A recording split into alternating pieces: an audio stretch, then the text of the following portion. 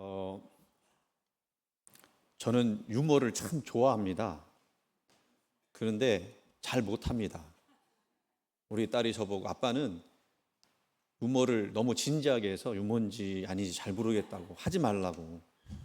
근데 저는 그 욕심이 좀 있어요. 좀 웃기고 싶은 욕심이 많은데요. 근데 그 유머 중에는 충청도 유머가 최고입니다. 네, 우리 충청도 출신들이 참 많이 계세요. 그죠? 저도 충청도 출신인데요. 우리 목사님도 충청도 출신이고. 충청도 유머는 생략형 유머입니다. 어떤 남자가 프로포즈를 하기 위해서 여자친구한테 반지를 보여주면서 뭐라고 했을까요? 이렇게 얘기했답니다. 어때요? 그랬더니 프로포즈 받았던 여자는 또 뭐라고 했을까요? 딱 세 글자로 끝났어요. 약간 그 비틀은 충청도 유머도 최고입니다. 아마 들어보셨을 것 같아요. 이거는요, 차를 타고 가는데 뒷차가 빨리 가라고 빵빵거리는 거예요. 앞차 운전자가 뒷차 운전자에게 뭐라고 했을까요? 네? 아시죠? 그렇게 급하면 어제 오지 그랬슈. 이거 진짜로 있었던 일이에요. 충청도에서 목회하는 어떤 목사님이 다른 지역 출신의 목사님이 충청도에서 이제 목회를 한 거예요. 근데 이제 사택 창틀을 바꿔야 될 일이 있어서 장로님과 사택장을 바꾸느냐 마느냐 이거를 논의를 했습니다. 장로님이 뭐라고 했느냐면 알아서 하시오 그랬대요.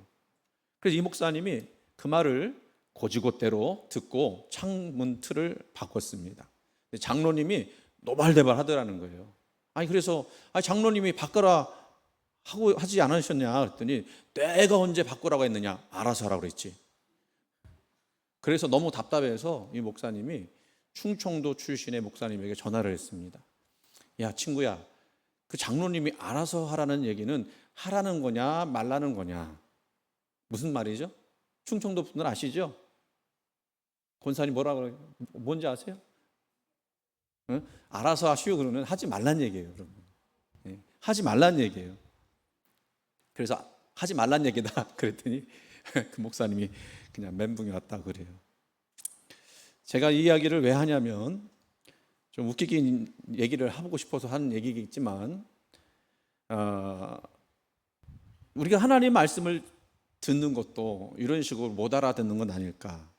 사사기에서요, 하나님이 하신 성경 말씀을 통해서 하신 경고의 말씀이 있다면 마지막 절 사사기 21장 25절 말씀입니다. 뭐라고 했느냐? 그때에 이스라엘 왕이 없으므로 사람이 각기 자기의 소견에 옳은 대로 행하였더라. 충청도 말 못 알아들은 그 목사님처럼 이스라엘 백성들이 하나님 명령을 못 알아들어서 자기 소견에 옳은 대로 행동했습니다. 하고 싶은 대로 살았어요. 근데 그 결과는 폭삭 망하는 거, 폭망이라고 그래요. 혹시 우리도 하나님 말씀을 못 알아듣는 것은 아닐까? 하나님이 우리에게 알아서요 라고 말씀을 하셨을까? 그렇게 말씀하지 않으셨습니다. 말씀을 들으라고, 말씀을 깨달으라고 호소하셨습니다. 오늘 보면 말씀 다시 한번 읽어봅시다. 요한복음 10장 27절 말씀. 내 양은 내 음성을 들으며 나는 그들을 알며 그들은 나를 따르느니라. 왜 자막이 안 나옵니까? 자막 좀 틀어주세요. 지금도 주님은 우리를 안전하게 인도하시기 위해서 음성을 들려주시는 줄 믿으시기 바랍니다.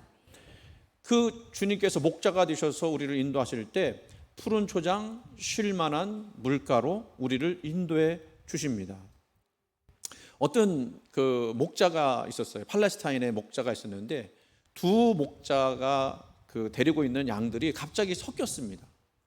그러면 우리가 볼 때는 염려가 되잖아요. 염려가 되죠.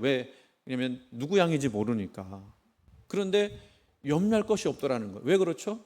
목자가 이야기합니다. 얘들아 가자 그러면 그 양들이 목자의 음성을 알아듣는 거예요. 그래서 각기 자기 집으로 다 돌아가겠다는 겁니다.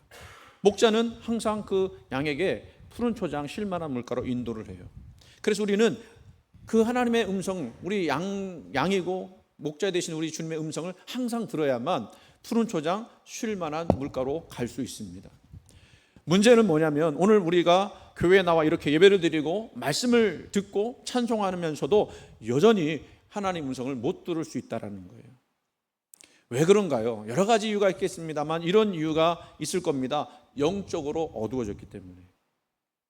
올해 설교는 계속 그런 주제에 연관된 거지만 구원과 삶이라는 주제로 말씀을 좀 제가 정리해서 전달하고 있습니다. 수요 예배도 제자에 관한, 제가 담당해서 하는 수요 예배 때는 제자에 관한 말씀을 또 드리고 있어요.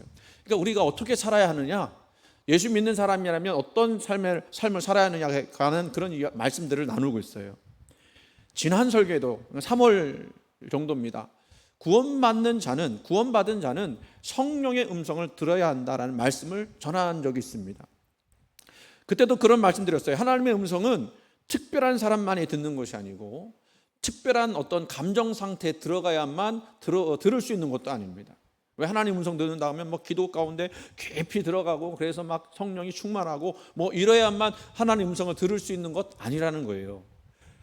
조건이 있습니다. 구원받은 자, 내가 예수님을 믿는다고 하면 하나님이 선택하셔서 부르신 사람이라면 그러면 하나님 음성을 들을 수 있어야 한다는 거예요. 그런데 우리는 어쩌면 살아가면서 하나님 음성 듣기를 포기한 것처럼 살아가는 경우가 많습니다. 이유가 있다고 말씀드렸습니다. 왜 그래요? 하나님 음성을 안 들어도 되는 세상 속에 살고 있기 때문에 우리가 살아가는 그 시스템이 별로 하나님 음성을 필요로 하지 않는다는 거예요. 나름대로 계획하며 살면 됩니다. 부족하다고 하지만 생존에 필요한 그 부족함은 별로 없습니다. 그러니 기도할 일도 없고 들을 일도 별로 없어요. 또 한 가지는 세상이 이성과 지성을 강조하는 세상입니다. 그래서 영적 신비를 거절합니다. 우리는 무언가 눈에 보이거나 손에 잡히는 것 아니면 잘 믿지 말라는 교육을 받고 자랐습니다. 세상이 그렇게 흘러가기 때문에 그렇습니다. 그러나 신비를 경험하지 못하는 인생은 얼마나 메마른 인생인가요? 여러분, 밤하늘에 밝히는 별을 보면서 그 신비감을 경험하십니까? 만약에 그 별이 얼마나 떨어져 있는지 그리고 얼마나 밝기가 대단한지만 계산한다면 우리가 별을 보면서 그 별을 제대로 보고 있는 건가요? 그거는 이성적으로 접근은 했을지는 모르지만 삶의 신비, 별의 신비는 경험하지 못하는 거예요. 별을 보면서 별의 순수성과 아름다움을 볼 수 있습니다.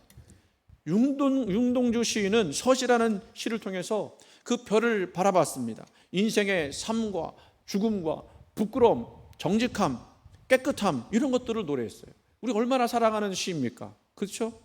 별의 신비를 캐치하는 거예요. 우리 삶에도 하나님께서 들려주시는 그 음성은 신비입니다. 그 신비가 있기에 우리는 신앙이 생명이 있다는 것을 경험하는 거예요. 하나님이란 분의 신비, 예수 그리스도의 십자가와 부활, 그 신비, 그리고 지금 여기서 우리가 살아서 숨쉬고 있는 나라는 존재의 신비, 내가 어떻게 있는 거죠? 신비한 거예요. 그냥 아버지와 엄마가 이유 없이 나를 이 땅에 내보낸 것이 아니라는 겁니다. 다 이유가 있고 목적이 있고 뜻이 있어서 보내신 거예요. 그게 자체가 신비한 겁니다. 신비하지 않습니까? 저만 신비해요?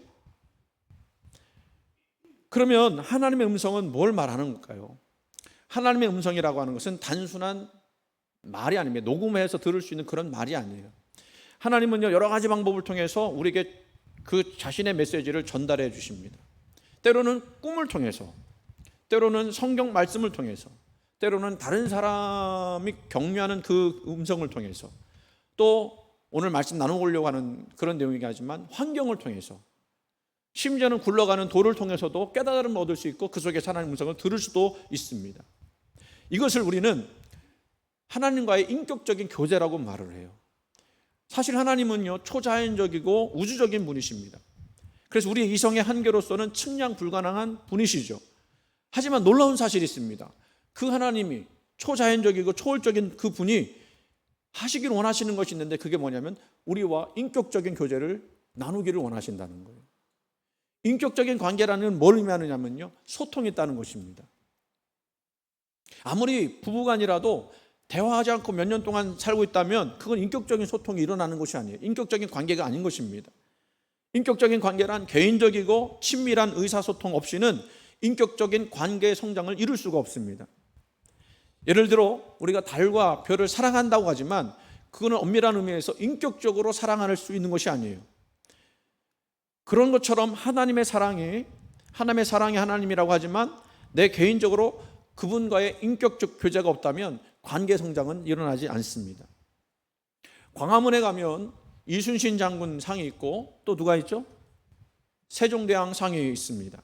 거기를 지날 때 제가 우리 딸을 태우고 가면 뭐라고 그러냐면, 야, 세종대왕 있다, 이순신 장군 있다, 좀 봐라 그럽니다. 무슨 마음으로 얘기하느냐면 존경하는 분들이니 너도 한번 보고 저분들을 좀 닮아라, 이런 뜻입니다. 그러나 여러분, 우리가 이순신 장군과 세종대왕을 흠모할 수는 있지만, 그를 좋아할 수도 있고 닮아가려고 할 수도 있지만, 그 사람들과 우리는 인격적인 관계를 맺을 수는 없습니다. 왜 그렇죠? 그분들은 이 세상에 있지 않은 사람들이고 살아있는 존재가 아니기 때문에 그렇습니다. 다만 우리는 그분들이 써놓은 글을 읽으며 그분들의 생각을 이해하고 그분들의 행적을 통해서 그냥 감명받고 존경할 뿐입니다. 그분들이 개인적으로 나에게 무슨 말을 할 수가 없는 거예요. 가끔가다 그런 사람이 있는데 그 사람은 정신병원 가봐야 됩니다. 하지만 하나님은 다릅니다. 그분은 죽은 자의 하나님이 아니라 현재 살아있는 나와 여러분, 즉 산자의 하나님이십니다. 그래서 그분은 우리에게 계속해서 말씀해 주시고 심지어는 변론하자 그렇게 얘기하셔요. 변론하자 그렇게 그분이 요청하십니다. 우리가 우리 자신의 지극히 개인적인 삶을 하나님께 의논하고 나눌 수 없다면 우리는요 그냥 예수님을 스타를 좋아하듯 종교적인 대상으로 존경할 수 있지만 그분으로 인하여 느끼는 영적인 만족감, 충족감은 찾아보기 어려울 겁니다. 지금 우리가 이런 상태에 빠진 것은 아닐까 한번 살펴봐야 합니다. 나는 아니라고 하지 마십시오. 만약 여러분이 하나님의 음성을 듣지 못한다면 여러분은 그냥 예수님을 타자로 여기는 거예요. 나와 너가 아니라 타자로, 제3자로 여기는 것과 같은 것입니다. 그래서 우리는 꼭 하나님의 음성을 들어야 하는데요. 그러면 우리가 이제 질문을 하죠. 그러면 어떻게 하나님의 음성을 들을 수 있습니까? 그동안 우리가 하나님의 음성에 듣는 것에 대해서 많은 이야기를 나눴습니다. 우리 제일 기본적인 것은 우리는 말씀이죠. 성경에 있는 말씀, 거기는 선포된 말씀도 포함되고 기록된 말씀도 포함됩니다. 그리고 더 나아가서 기도를 통해서도 우리는 하나님의 음성을 들을 수 있습니다. 그런데 이 두 가지가 하나만 더 합쳐져야 되는데 그게 뭐냐면 환경이라고 하는 것하고 합쳐져야 합니다. 하나님은 우리를 동떨어진 어떤 제3세계에 우리를 갖다 놓으시고 말씀하시는 것이 아니에요. 지금 우리가 처한 그 환경 속에서 하나님은 말씀하십니다. 여러분이 처하는 어려움, 여러분이 처하는 어떤 기쁨, 여러분이 처하는 어떤 곤란함 속에서 하나님은 말씀해 주시는 거예요. 그래서 우리는 그 환경 속에서 하나님의 말씀을 들을 수 있어야 한다는 겁니다. 하나님은 그래서 그 환경을 통해서 말씀하실 때 우리가 그 말씀을 들을 때 기억해야 될 것은 하나님의 방법대로, 하나님의 뜻대로 말씀해 주신다는 거예요. 그것을 우리는 어디서 발견할 수 있느냐면 예수님에게서 발견할 수 있습니다. 예수님은 항상 어떤 역사를 이루실 때 하나님이 일하시는 곳에서 일하셨다고 말씀하고 있어요. 하나님이 나에게 가르쳐 주지 않으면 나는 그것을 말할 수 없고 또 그 일을 행할 수도 없다라고 말씀하셨습니다.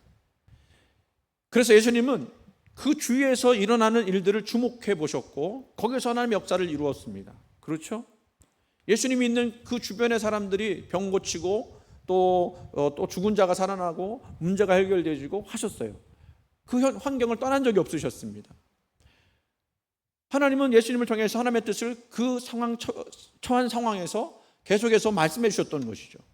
이런 삶의 방식은 예수님이 우리에게도 원하시는 삶의 방식입니다.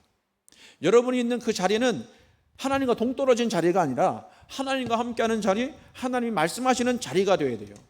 그런데 그때 필요한 것이 있습니다. 그게 뭐냐면 우리의 관점으로 이 상황을 바라보는 것이 아니라 하나님의 관점으로 이 상황을 바라보는 거예요. 예수님이 겟세마네 동산에서 십자가를 앞두고 기도하셨을 때 그 이야기를 여러분 잘 아실 것입니다. 십자가에서 죽음을 생각할 때 두려움이 예수님의 마음을 압도했습니다. 오죽했으면 제자들에게 뭐라고 말씀하셨습니까? 내 마음이 괴로워 죽을 지경이다. 십자가를 앞에 둔 예수님의 심정이 어땠는지를 잘 말해주는 대목입니다. 예수님은 할 수만 있다면 그 운명을 피하고 싶었어요. 할 수만 있다면 십자가 지고 싶지 않았습니다. 그래서 땀방울이 핏방울 되도록 그렇게 힘써서 기도했습니다. 왜 그래요? 하나님 뜻을 더 깊이 알기 위해서. 하지만 하나님은 침묵하셨습니다. 말씀하지 않으셨습니다. 왜요? 이미 하나님은 그 뜻을 예수님께 전달하셨기 때문에 침묵으로 말씀하신 거죠. 예수님은 3번이나 이 주제를 가지고 간절히 기도하셨습니다. 그런데 3번째 기도하셨을 때는 그분의 태도가 달라졌습니다. 하나님 관점에서 하나님의 뜻을 보기 시작한 거예요. 하나님은 침묵하셨지만 예수님은 지금도 일하시는 하나님의 그 뜻을 아셨습니다. 고민스러웠지만, 십자가 지는 것이 고통스러웠겠지만 이제 그 뜻을 확실하게 알았기 때문에 든든한 평안과 확신이 들어찼을 겁니다. 기도를 마치고 났을 때 예수님은 내 마음이 괴로워 죽겠다 그렇게 말했던 앞에 태도와는 전혀 다른 태도를 보이시죠. 골아떨어져 있는 제자들을 깨우면서 이렇게 말씀하십니다. 이에 제자들에게 오사 이르시되 이제는 자고 쉬라. 보라 때가 가까이 왔으니 인자가 죄인의 손에 팔리느니라. 일어나라 함께 가자. 보라 나를 파는 자가 가까이 왔느니라. 주님이 자기의 운명을 하나님께 맡기기로 작정한 거예요. 기도할 때는 자기 관점으로, 예수님의 관점으로 기도했습니다만 끝날 때는 하나님의 관점으로 모든 것을 보기 시작했다는 겁니다. 그래서 그 겟세마네 동산이라고 하는 그 정말 어둡고 비참하고 고통스러운 그 환경을 통해서 예수님이 받은 기도의 응답은 마음의 변화였어요. 하나님은 그 겟세마네 동산이라고 하는 그 거친 환경 속에서 말씀해 주신 거죠. 이렇게 예수님도 자기가 처한 환경에서 깨달음으로 또는 확신으로 혹은 평안으로 응답받으셨습니다. 욥의 이야기도 한번 드려볼게요. 욥은 자신의 인생에서 최악의 경험을 한 사람이었습니다. 재산을 다 빼앗겼습니다. 자녀들이 한순간에 다 죽어버렸습니다. 온몸에 악창이 일어나서 신음했습니다. 심지어는 아내마저 배신하고 떠났습니다. 욥은 지금 자신에게 무슨 일이 일어났는지, 왜 이런 일이 일어났는지를 알아보고자 안간힘을 썼습니다. 우리가 이 욥의 내용을 보면서 만약에 우리가 하나님의 관점을 가지고 보지 않는다면 하나님은 너무 잔인한 하나님이라고 생각할 거예요. 그렇죠. 욥의 부인이 욥에게 뭐라고 했느냐면 차라리 하나님을 욕하고 죽으라 그러는데, 우리가 하나님의 관점을 갖지 않았다면 우리도 욥을 보면서 차라리 죽는 게 낫겠다. 당신 오늘날로 이야기하면 그냥 안락사 하십시오. 그렇게 이야기했는지도 모르겠습니다. 그러나 하나님이 욥에게 행하신 뜻 무엇이었습니까? 최악의 상황에서도 하나님을 알아가라고 하는 그런 뜻이었습니다. 여러분, 하나님은 욥을 사랑하지 않으셨을까요? 형편만 보면, 상황만 보면 하나님이 욥을 사랑하지 않는 것 같아요. 그렇지 않았죠. 하나님 여전히 욥을 사랑하셨습니다. 그 생명은 건들지 말라고 사단에게 명령하셨어요. 또 공평하지 않으셨을까요? 우리 눈에 보기에는 전혀 공평하지 않은 것 같지만 나중에 결과를 보면 하나님은 공평하셨어요. 하나님은 여전히 욥의 인생을 가장 귀한 것으로 이끌어 가셨습니다. 이를 통해서 우리가 알 수 있는 것은 무엇일까요? 하나님은 여전히 우리 환경 속에서 일하시고 그 환경을 통해서 말씀하고 계시다는 거예요. 그렇다면 우리가 하나님의 음성을 들을 수 있는 그런 통로가 있는데, 그거는 여러분이 처한 환경 속이라는 사실입니다. 또 한 가지 예를 들어볼게요. 만약에 여러분이 암이 걸렸어요. 몹쓸 암이 걸렸습니다. 여러분은 이 어떤 관점에서 이 상황을 바라보시겠습니까? 하나님이 나를 사랑하심과 내 인생 속에서 여전히 하나님께서 일하신다고 하는 것, 그리고 그것을 통해서 어떤 일을 하실지를 바라보는 것이 하나님의 관점이에요. 그 암을 견뎌내면서 나 자신과 또 내 주변에 나를 사랑하는 사람들이 깨닫는 것이 있습니다. 나도 깨닫지만 주변에 있는 사람도 깨닫게 돼요. 뭘 깨닫느냐면, 그동안 우리가 하나님과의 관계 속에서 너무 피상적이었구나. 그리고 너무 메말랐구나. 내가 필요할 때는 하나님 찾고 그렇지 않을 때는 찾지 않았구나. 이런 것들을 깨달아가는 거예요. 하나님은 그 암을 통해서 일하셨고 말씀하신 것입니다. 하나님은 우리가 그런 상황을 통해서, 환경을 통해서 더 하나님께 의지하고 더 하나님을 신실하게 바라보기를 원하시고 계신 거예요. 그거를 말씀해 주시고 계신 거예요. 그러나 여러분, 이것도 아셨으면 좋겠어요. 하나님께서 말씀하신다고 해서 뭐 미래의 일까지 다 말씀해 주고 이렇게 해라 저렇게 해라, 그것까지는 알 수는 없어요. 그냥 하나님 이렇게 하라 말씀하실 때, 저렇게 하라 말씀하실 때 그 결과까지는 우리 모른다는 얘기입니다. 그냥 순종하는 거예요. 그러면 우리는 어떻게 해야 합니까? 우리 주님은 우리에게 말씀하시고 우리는 주님의 말씀을 들어야 하는 거예요. 그러니까 여러분이 처한 상황 속에서 그냥 지나지 마시고 하루하루 살아가시면서 하나님이 혹시 나에게 주시는 말씀이 있었는지, 그 말씀을 내가 듣고 어떻게 순종하기를 원하시는지를 찾아보셔야 한다는 거예요. 그게 바로 환경을 통해 하나님의 음성을 듣는 법이라고 말씀드릴 수 있습니다. 그 구체적인 내용들을 제가 7가지로 정리를 했어요. 첫 번째, 하나님께서 환경을 통해서 말씀하실 때 어떤 마음을 가져야 되느냐? 우리 하나님이 십자가에서 절대적인 사랑을 저와 여러분에게 보여주셨음을 먼저 믿으시기 바랍니다. 그리고 내가 아무리 안 좋은 상황 가운데 처해 있을지라도 그 상황에 매몰되어 원망하거나 불평하지 않기를 바랍니다. 세 번째는 오히려 내가 처한 상황에서 여전히 하나님은 나를 지극히 사랑하시고 끝까지 사랑하시고 포기하지 않으시는 사랑이라고 하는 것을 우리가 꼭 믿으시기를 바랍니다. 그런 다음에 우리가 해야 할 일이 있어요. 그게 뭐냐면 성령님의 인도를 기다리는 겁니다. 성령님이 분명히 우리가 처한 상황에서 그 상황을 이해할 수 있도록 도와줄 거예요. 그러면 금성이 조금씩 들려지기 시작할 때 우리는 뭘 해야 될까요? 나의 삶을 조정하는 겁니다. 내가 처한 상황을 통해서 하나님이 하고 계신 일에 초점을 맞추는 거예요. 대부분 하나님 우리 상황을 통해서 뭘 말씀해 주시냐면 하나님께 더욱더 가까이 가라고 하는 말씀들을 많이 주실 겁니다. 왜요? 우리는요 너무 바빠요. 그리고 너무 볼 것들이 많아요. 그렇죠? 근데 그 바쁜 것 속에 볼 것이 많아. 핸드폰 너무 많이 봐요. 유튜브 너무 많이 봐요. 세상 오락거리들 너무 많이 봐요. 그러니 말씀을 들을 수가 없으니까 하나님이 때로는 우리에게 고난도 주시는 거예요. 왜? 하나님께 집중하라고. 그러면 6번째, 하나님이 나에게 하라고 하시는 말씀이 있다면 그것에 대해서 모든 일 순종해야 할 줄로 믿습니다. 순종하셔야 돼요. 여러분이 우리의 문제, 여러분이라고 하면 여러분만 얘기하는 것 같으니까 저와 여러분의 문제는 뭔지 아십니까? 말씀을 들을 때는 참 은혜를 많이 받아요. 그런데 듣고 나서 정말로 우리가 말씀대로 살아가기 위해서 그 말씀을 의지하고 나가고 있는지, 또 그 말씀을 실천하고 있는지를 체크해 보지는 않습니다. 그게 문제예요. 오늘 이 말씀을 여러분 들으셨다면 이제 앞으로 어떻게 살아가셔야 되느냐? 순간순간마다 하나님, 주님께서 오늘 내가 처한 상황 속에서 무엇을 말씀하고 계신지 제가 들을 수 있게 도와주세요. 그렇게 기도하면서 나가야 합니다.